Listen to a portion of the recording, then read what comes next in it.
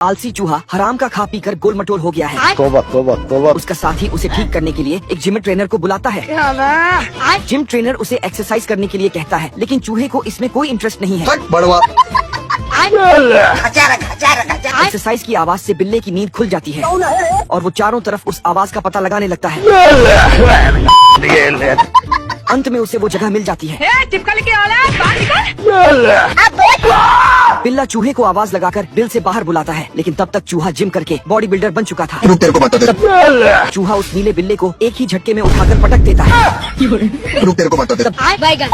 बिल्ले को अपनी कुपोषित बॉडी देखकर एक आइडिया आता है अभी बता दे भाई। और बिल्ला भी चूहे की तरह बॉडी सॉडी बनाने निकल पड़ता है। ये नीला पीला भालू पानी को रोकने के लिए बांध बनाने वाला है। टिल्लू आरी से लकड़ी काट रहा है। भालू उसकी मदद करने जाता है। भालू ने अपने दोस्त टिल्लू को अनजाने में पेल दिया तो टिल्लू ने गुस्से में आकर भालू को खाई में धकेल दिया। रुक, तेरे को बता दे। भालू गिरने से पहले अपने दिमाग के घोड़े दौड़ता है और अपने पैंट का पैराशूट बनाकर बच जाता है। अभी बता दे भाई। लेकिन हरामी टिल्लू को चैन नहीं मिलता, इसलिए वो ऊपर से लकड़ी गिरा देता है। भालू और टिल्लू में बांध को लेकर फिर से बहस शुरू हो जाती है। भालू टिल्लू को ले जाकर रस्सी से बांध देता है और जल्दी जल्दी बांध बनाकर तैयार कर देता है। लेकिन लोकल कंपनी से बना बांध नहीं टिकता और पानी उनके घर तक पहुंच जाता है।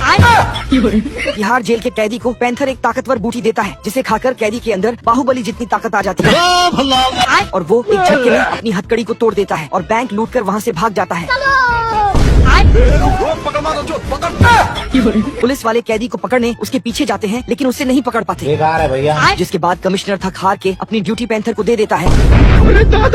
पैंथर कैदी को पकड़ने जाता है, लेकिन कैदी बूटी की ताकत से रास्ते भर में 3 और बैंकों को लूट लेता है। ये क्या होगा? लेकिन जब चौथी बैंक लूटने की बारी आती है तो बूटी खत्म हो जाती है। कैदी वापस से पैंथर के पास बूटी लेने जाता है, लेकिन इस बार पैंथर उसे कुपोषित बूटी देता है, जिसे खाकर कैदी और भी कमजोर हो जाता है। ये क्या होगा? और पैंथर कैदी को पकड़कर वापस से जेल में बंद कर देता है। ये कुंभकर्ण की औलाद घास को चादर सहित लपेटकर उसका माल फूकने लगता है। गांव के लोग कुंभकर्ण की औलाद से परेशान थे, इसलिए गांव के राजा उसे पकड़ने के लिए एक बड़ा सा पोस्टर गांव में लगवाते हैं। मियां खलीफा का पिक्चर, जिसे देखकर एक चूहा उस कुंभकर्ण की औलाद को पकाने की जिम्मेदारी अपने सर ले लेता है। राजा की बेटी खुश होकर उसका चेहरा चुम्मे से लाल कर देती है। चूहा अपने मिशन पर निकल पड़ता है और जाकर एक ठेले के पीछे छुप जाता है, लेकिन कुंभकर्ण अनजाने में उसे फल के साथ खा लेता है। ये बतख लकड़ी को मशीन में घिसकर उसकी एक लाठी बनता है और उसे जादूगरनी को दे देता है। थैंक्स। लेकिन जादूगरनी बतख को बिना पैसे दिए वहाँ से भागने लगती है। बतख तुरंत जादूगरनी से उसकी जादुई झाड़ू छीन लेता है